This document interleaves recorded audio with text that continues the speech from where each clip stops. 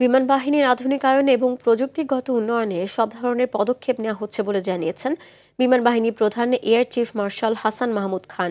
সকালে যশোর এয়ারফোর্স একাডেমিতে অনুষ্ঠিত বিমান বাহিনীর রাষ্ট্রপতি কুচকাওয়াজ অনুষ্ঠানে এসব কথা বলেন তিনি। বাহিনীর প্রধান বলেন, গত ১.৫ বছরের পরিবর্তিত পরিস্থিতিতে বিমান বাহিনী বিমানবন্দর সচল রাখার মধ্য দিয়ে গুরুতর দায়িত্ব পালন করেছে।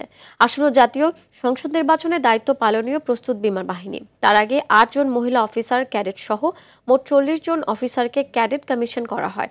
অনুষ্ঠানে মনোজ্ঞ ফ্লাইপাস্ট, আকর্ষণীয় অ্যারোবেটিক ডিসপ্লে ও প্যারাট্রুপারদের হেলিকপ্টার হতে দৃষ্টিনন্দন প্যারা জাম্পিং করা হয়েছে।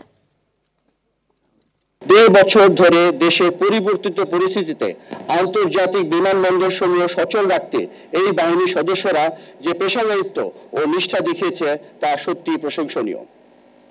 আসন্ন জাতীয় নির্বাচনেও আমরা সর্বাত্মক সহায়তা দিতে দৃঢ় প্রতিজ্ঞ।